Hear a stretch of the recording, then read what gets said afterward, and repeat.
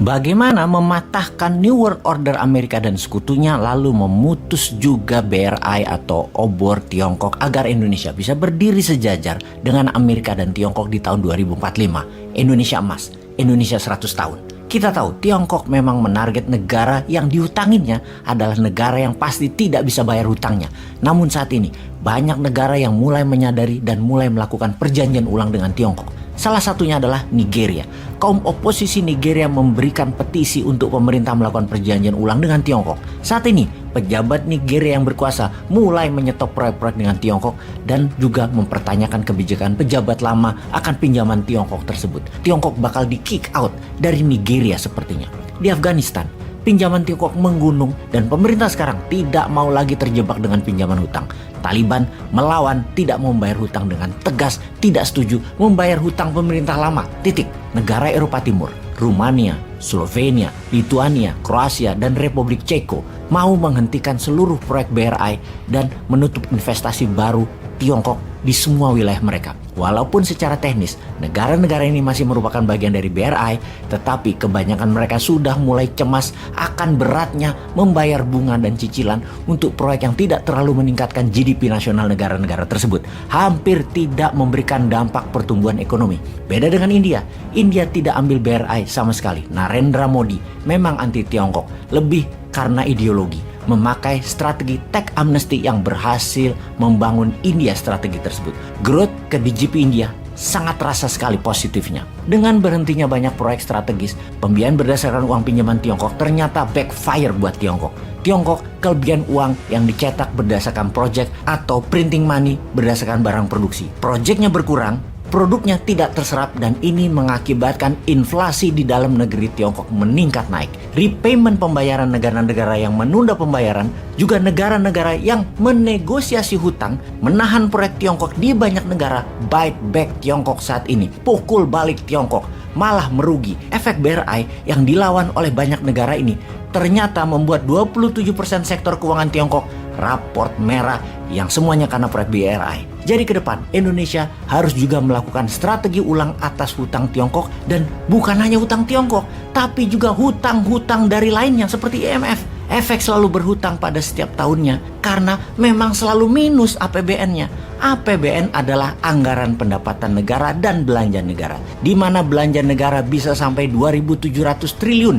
Namun pendapatan negara selalu di bawah belanja negara. Pendapatan paling top 2.100 triliun yang mengakibatkan 600 triliunnya selalu ngutang. Kita ini besar pasak dari tiang apa ya? Ini semua harus direview ulang. Ini harus distrategikan ulang. Ini harus ditotal ubah cara berekonominya. Hutang BUMN diklaim sebagai hutang korporasi, itu juga tidak benar.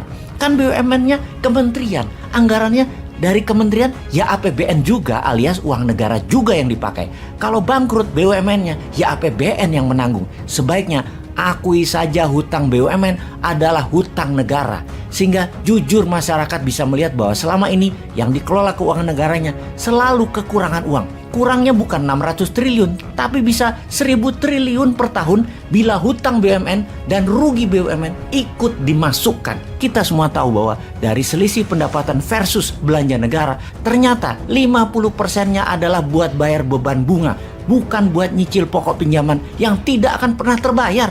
Tetapi hanya bunga saja harus pinjam buat bayarnya. Bayangkan, dalam 7 tahun hutang negara meningkat dari 2.500 triliun ke 7.000 triliun. Naik 4.500 triliun.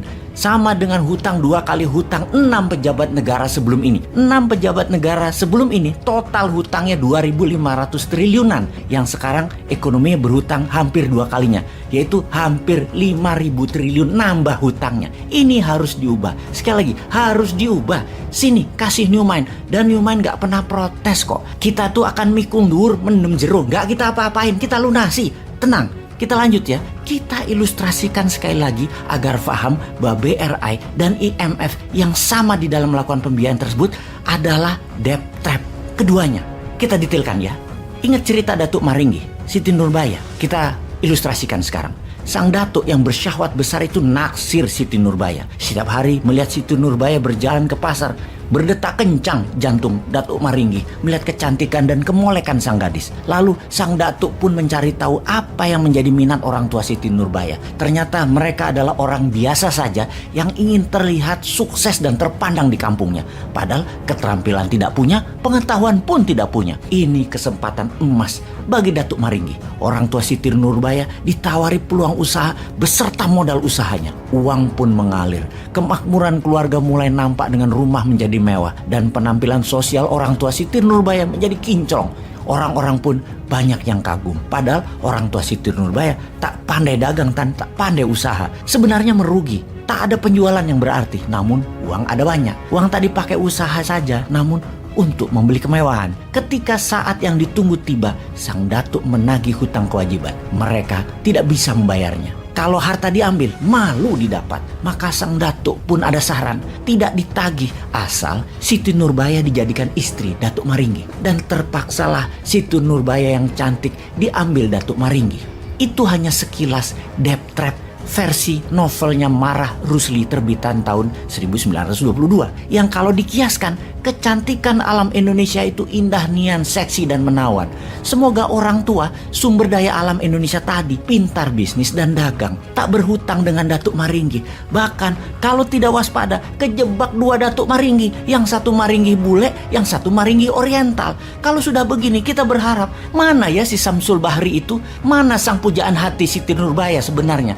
Kapan ya Samsul Bahri bergerak?